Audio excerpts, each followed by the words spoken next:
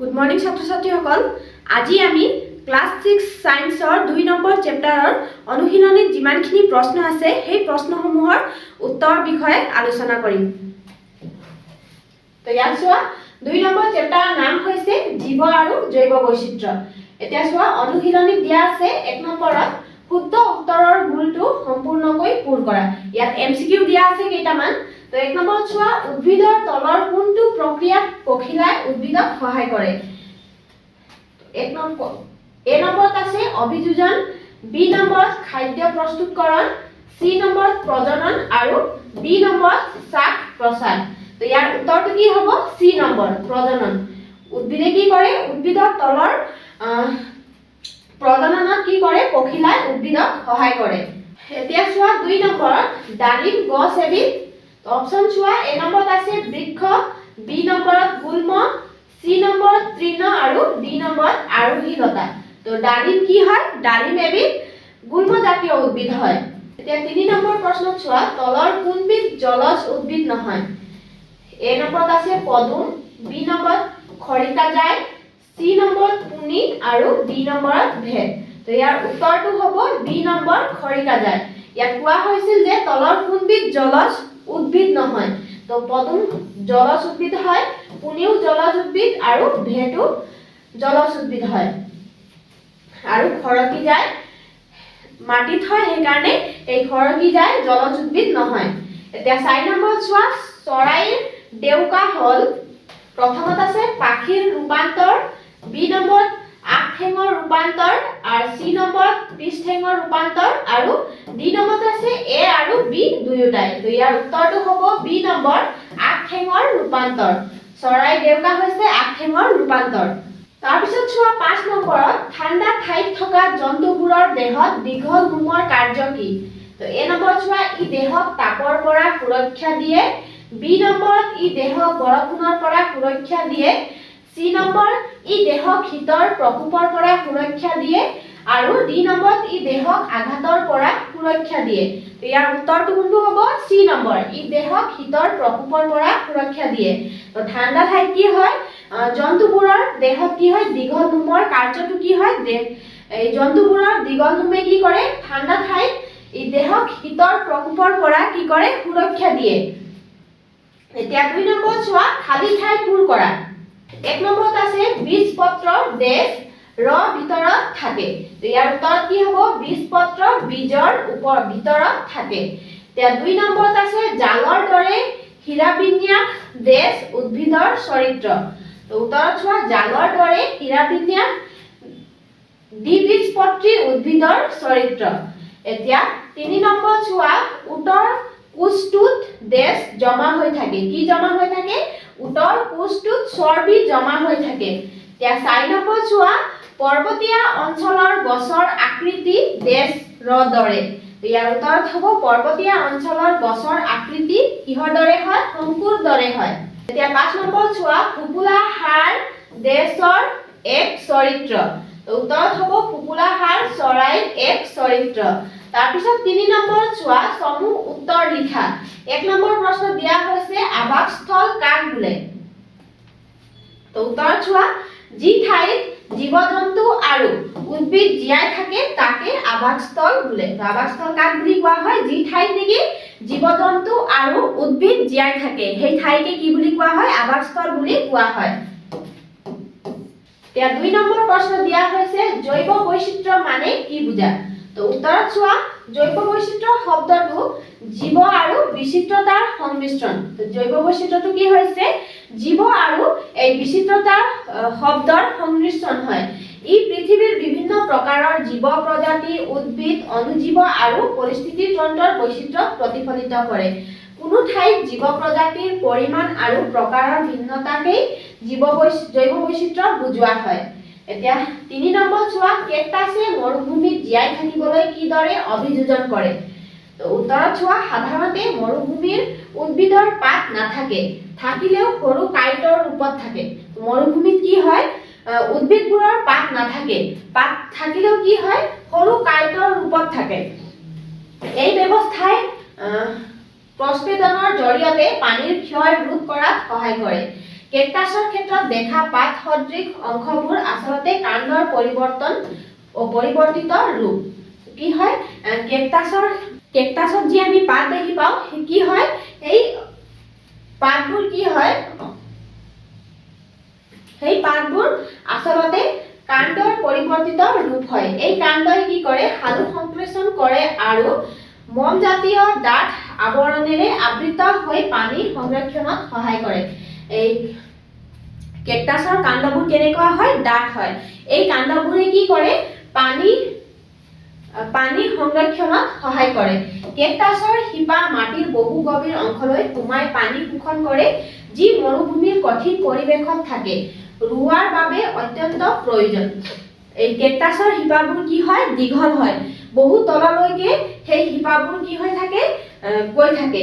সেই শিপাবোৰে কি কৰে পানী শোষণ কৰি ৰাখে। এতিয়া 4 নম্বৰ চোৱা জীৱৰ 3টা সাধাৰণ বৈশিষ্ট্য লিখা। তো উত্তৰ চোৱা জীৱৰ 3টা সাধাৰণ বৈশিষ্ট্য হ'ল 1 নম্বৰত আছে সকলো জীৱই জীয়াই থাকিবৰ বাবে খাদ্য গ্ৰহণ কৰে। তো জীৱৰ বৈশিষ্ট্য 3টা লিখিবলৈ কোৱা হৈছে। তো ইয়াত প্ৰথম বৈশিষ্ট্যটো কি হৈছে সকলো জীৱই কি কৰে জীয়াই থাকিবৰ বাবে খাদ্য গ্ৰহণ কৰে। আৰু 2 নম্বৰত আছে সকলো জীৱৰে বংশ বৃদ্ধি হয়। সকলো জীৱৰে কি হয় বংশ বৃদ্ধি হয়। আৰু 3 নম্বৰত আছে সকলো জীৱৰ বৃদ্ধি আৰু বিকাশ হয়। এতিয়া 5 নম্বৰত চোৱা সমান্তৰাল শিৰাবিন্যাস থকা 3বিধ পাতৰ উদাহৰণ দিয়া। তো উত্তৰত চোৱা সমান্তৰাল শিৰাবিন্যাস থকা 3বিধ পাতৰ নাম হ'ল ধান, গেহু আৰু মাকৈ। তো ইয়াত সমান্তৰাল শিৰাবিন্যাস সেইটো মানে কি হয় সমান্তৰাল মানে একে, শিৰাবিন্যাস মানে যি পাতৰ ধানৰ পাত দীঘল হয় সেই দীঘল পাতত এনেকা লাইন থাকে নহয়, সেই লাইনবোৰ সিধা সিধা থাকে, সব সমান সমান থাকে। আৰু সেইকাৰণে কি হয় ইয়াত সমান্তৰাল শিৰাবিন্যাস মানে হৈছে এই লাইনবোৰক শিৰা বুলি কোৱা হয়। তো সমান্তৰাল মানে সমান। তো সেইকাৰণে এই ধানৰ পাতত সমান সমান শিৰাবিন্যাস থাকে, সেইকাৰণে ধান গেহুৰো একেই থাকে আৰু মাকৈৰো ধানৰ নিচিনাই পাত থাকে, কিন্তু মাকৈ অলপ ডাঙৰ পাত থাকে, তাৰো শিৰা কি হয় সমান সমান হয়। এতিয়া 6 নম্বৰ প্ৰশ্ন দিয়া আছে জৈৱ বৈচিত্ৰ্যৰ গুৰুত্ব লিখা। তো উত্তৰ চোৱা জৈৱ বৈচিত্ৰ্য মানে হৈছে উদ্ভিদ, জন্তু, চৰাই, পোক-পতংগ আদি সকলো জীৱৰ বৈচিত্ৰ্য। তো জৈৱ বৈচিত্ৰ্য মানে কি হৈছে ই হৈছে উদ্ভিদ, জন্তু, চৰাই, পোক-পতংগ আদি সকলো জীৱৰ বৈচিত্ৰ্য। এইবোৰে পৰস্পৰৰ সৈতে সম্পৰ্ক ৰাখে। এই উদ্ভিদ, জন্তু, চৰাই, পতংগ সেইবোৰে কি কৰে পৰস্পৰৰ লগত সম্পৰ্ক ৰাখে। যেনেদৰে উদ্ভিদে আমাক অক্সিজেন দিয়ে আৰু প্ৰাণীয়ে কি কৰে কাৰ্বন ডাই অক্সাইড দিয়ে, সেইদৰে আমি উদ্ভিদৰ সৈতে আমাৰ কি আছে উদ্ভিদৰ সৈতে সম্পৰ্ক আছে আৰু উদ্ভিদৰো প্ৰাণীৰ সৈতে সম্পৰ্ক আছে। যেনে চৰাইয়ে পোক-পতংগ খায়, শস্যক ৰক্ষা কৰে। চৰাই কি কৰে এই ধানত যে পোক-পতংগ লাগি থাকে সেই পোক-পতংগবোৰ খাই কি কৰে শস্য ৰক্ষা কৰে। পখিলাই কি কৰে ফুলৰ পৰা মৌ খায় আৰু ইয়াৰ ফলত উদ্ভিদৰ বংশ বৃদ্ধিত সহায় কৰে। আকৌ পখিলাই কি কৰে এই ফুলত যে ফুলৰ পৰা কি কৰে পখিলাই মৌ খায় আৰু এই মৌ খাই পখিলাই কি কৰে ইয়াৰ ফলত উদ্ভিদৰ বংশ বৃদ্ধিত সহায় কৰে। উদ্ভিদে প্ৰাণীক খাদ্য আৰু অক্সিজেন দিয়ে। উদ্ভিদে আমাক কি দিয়ে খাদ্য আৰু অক্সিজেন দিয়ে আৰু আমি উদ্ভিদক কি দিওঁ কাৰ্বন ডাই অক্সাইড গেছ এৰি দিওঁ। তো এইদৰে পৰিৱেশৰ ভাৰসাম্যতা বজাই ৰাখে। সেয়ে জৈৱ বৈচিত্ৰ্যৰ সংৰক্ষণ কৰি ৰখাটো অতি প্ৰয়োজনীয়। তো কি হয় চৰাই চিৰিকটি পোক-পতংগও আমাৰ সৈতে সম্পৰ্ক আছে আৰু আমাৰো এই উদ্ভিদ চৰাই চিৰিকটিৰ সৈতে কি আছে সম্পৰ্ক আছে। 7 নম্বৰ প্ৰশ্ন চোৱা চৰাই জৈৱ বৈচিত্ৰ্যৰ এক প্ৰয়োজনীয় অংশ ব্যাখ্যা কৰা। উত্তৰ চোৱা চৰাইবোৰ পৰ্যাবৰণৰ আৰু জৈৱ বৈচিত্ৰ্যৰ বাবে অতি গুৰুত্বপূৰ্ণ। চৰাইবোৰে পথাৰত পোক-পতংগ খাই কৃষকৰ সহায় কৰে আৰু শস্য ৰক্ষা কৰে। তো কি হয় চৰাই জৈৱ বৈচিত্ৰ্যৰ এক প্ৰয়োজনীয় অংশ বুলি কোৱা হৈছে কিহৰ কাৰণে চৰাইবোৰে কি কৰে পথাৰত পোক-পতংগ খাই কৃষকৰ সহায় কৰে আৰু কি কৰে শস্য ৰক্ষা কৰে। তো চৰাই ফুলৰ পৰা মধু খোৱাৰ সময়ত পৰাগ সঞ্চালন কৰে। চৰাই কি কৰে ফুলৰ পৰা যেতিয়া এই ফুলৰ ৰস খায় তেতিয়া সেই ৰস খোৱাৰ সময়ত কি কৰে পৰাগ সঞ্চালন কৰে।